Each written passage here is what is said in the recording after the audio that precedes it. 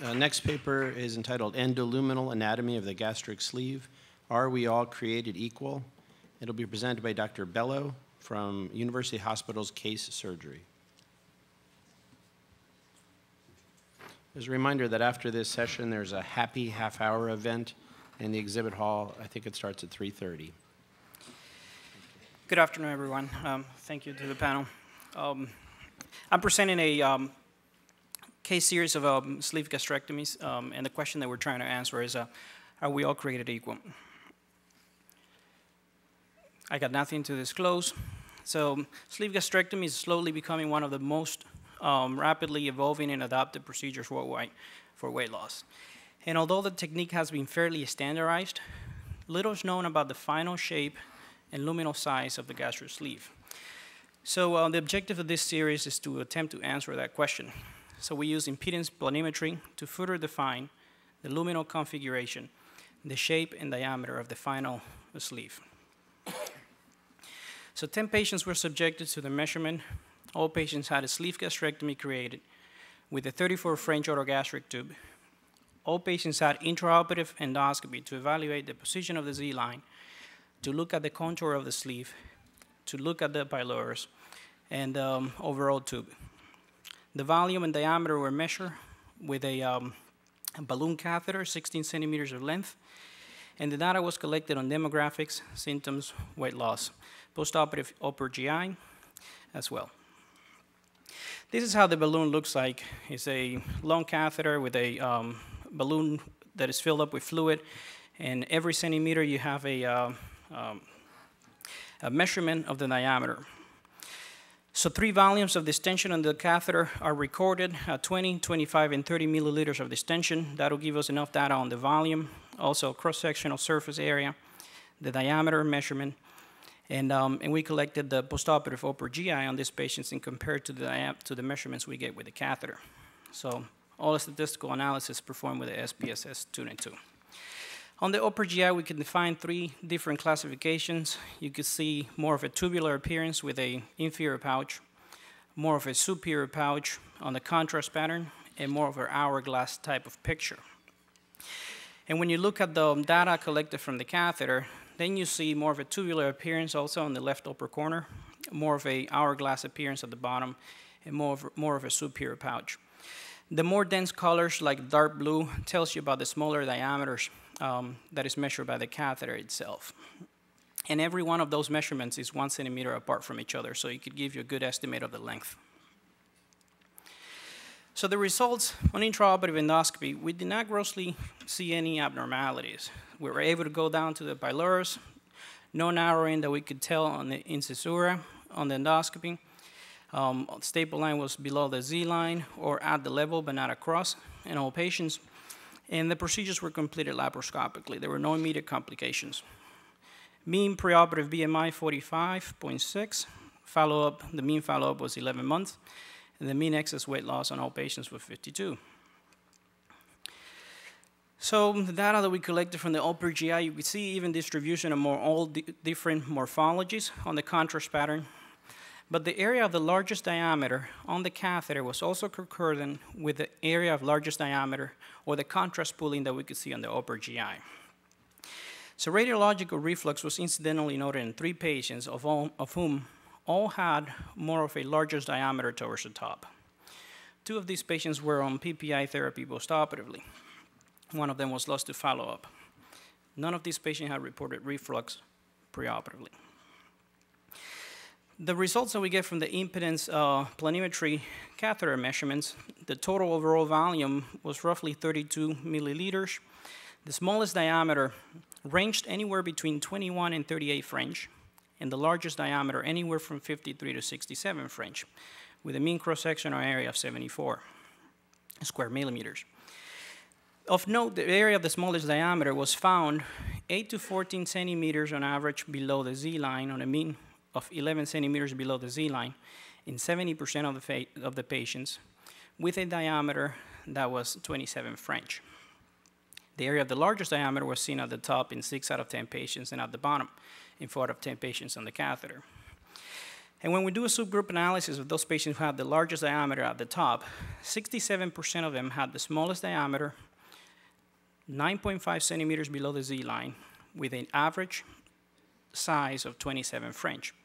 The remaining 33% had a more distal, smaller diameter of 27 French on average also, but at 15 centimeters below the Z-line.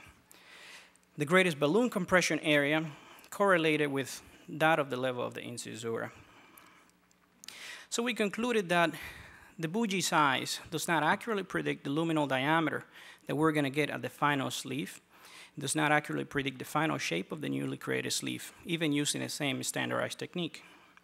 Consistent technique does not always result in reproducible sleeve shape. The smallest diameter of the sleeve correlates with that of the area of the incisura, and the weight loss was not affected in this case series by the different shapes of the sleeve. Thank you.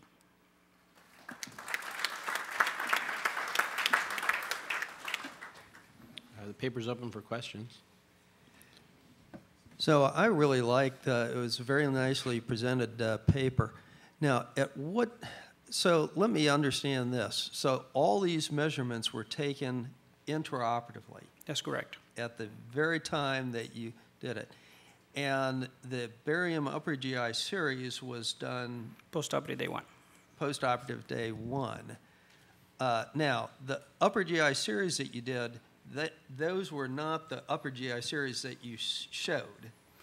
They correlated when it comes to the area of the largest diameter. So the measurement of the catheter intraoperatively, if you said that the largest diameter was more towards the top, let's say 64 French, we were more likely to see a contrast pulling up top on the upper GI next day. Okay. And how much of a difference was there? I mean, you had the narrowest at 27 French, but at the top, how big was it? Or were we Up talking to about 34 63, French? I think it was the largest diameter we ever had. The range was between 53 and 63. 63 French. And what's interesting about that is that you will think that the very minimum diameter you will achieve, even using a 36 French, will be a 36 diameter. And we proved here that even using a 36 French tube, we actually had a smaller diameter than that, as low as 24 French, which can account for the recoiling, maybe the contraction, the lack of compliance, especially in that area of the incisura. So a bougie size does not really tell you that that will be the very minimum diameter that you will get, because there are areas in which you actually get a smaller diameter than that. Yeah, that's a fascinating observation. Yes, at the front microphone. Dr. Chouillard from Paris. This is a very nice study. Congratulations. The device you are using is the EndoFlip, correct? That's correct, yes. So, as a matter of fact, you are measuring pressure and not diameter, because this is a device that allows you to measure inside the stomach zones of pressure, and the blue areas you are seeing are high pressure area, unless you are plotting your diameter on a constant pressure.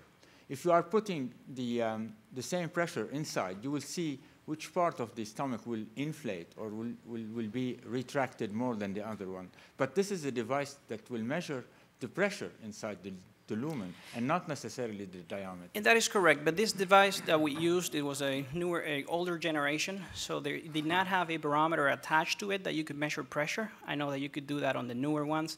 You can attach it for an outside barometer and get also a correlation of pressure. And that's actually going to be our next step. We're going to use that new catheter, and we're going to do 20 consecutive patients, comparing different bougies, and measuring not only diameter, but also pressure. But in this one, we did not have pressure available. Okay. Back microphone first. Okay, sir, go ahead. I'm sorry. Thank you. Front. I'm wondering to think about the reflux after sleeve gastrectomy. With this dispositive, all the patient we have some kind of stricture, and 27 is a very strict zone. Can you predict which one are going to have any kind of reflux? That is a very interesting question. I mean, from our case series, we can't because we're not powered enough and we were not looking at reflux as a very end target. But if we look at other papers published, like for example, on the morphology of the sleeve, and there was an Emory paper last year in the American College of Surgeons Journal that actually described different morphologies based on contrast pattern and associated those patients who had a superior pouch or top distribution with having more reflux and worsening reflux. So I think that that plays a key role into the pathophysiology of a reflux that we see in the sleeve, whether we have a retained fundus up top or whether we have a narrowing at the incisura, way below that, the spiraling of the sleeve, and all of that that may contribute not only to what we can tell a obstruction from the luminal aspect, but as a physiological obstruction, because we don't know what happens afterwards when the stomach is peristalsing too. In the back? Thank you. Why did you decide to do the measurement in an operating room? Why not days after? What's the rationale behind that decision?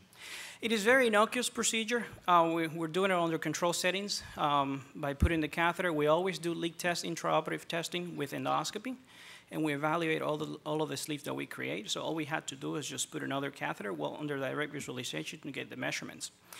And the main objective that we wanted to measure and test is primarily, are we always getting the same sleeve, even though we're using the same tube, the same technique, same stapler, and all that. And I think that was the best way to predict that, because afterwards, if you do it 2, 3, 4 months after that, you don't know if the stomach has stretched more, and what you're trying to compare is what is the diameter right now on something that you just created. Someone in the audience asked. But you're going to leave, oh, I'm sorry, go but on, you're please. going to leave with the stomach, the one that you have weeks after, not the one you create in a 45-minute operation. So I want to know how it measures weeks after, because you leave weeks after, you eat after. You don't leave 1 hour in the operating room. Yeah, we're not looking at leaks for that. We're only just doing a physical measurement of the diameter.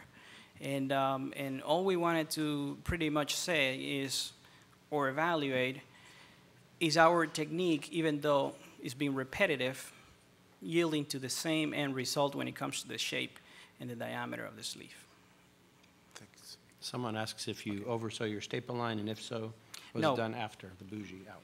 No, we do not oversew the staple line, just reinforced loads. Thank you. Are you thinking in repeat this procedure in the time? I mean, a month, 3 months, 6 months, or a year maybe? To know what happened with the stricture, if at the end it's worse, the stricture? And the problem is that at this point in time, I don't know if we can call it a stricture, because we don't know what's the response that the patient is going to have physiologically. And you can tell that weight loss wasn't different on all of those patients. And even though 3 of them complained of reflux, it was very well controlled with medications. So at this point in time, we don't know what's the impact that having a smaller diameter there is having on the actual patients. I think that the answer to this is that even though you use the same bushi, the same surgeon, we are operating different patients. Exactly. And I think that the difference is on the patient BMI, sex, height.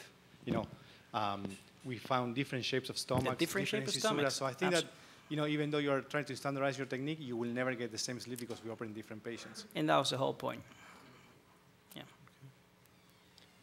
Okay, thank you very much. This has been a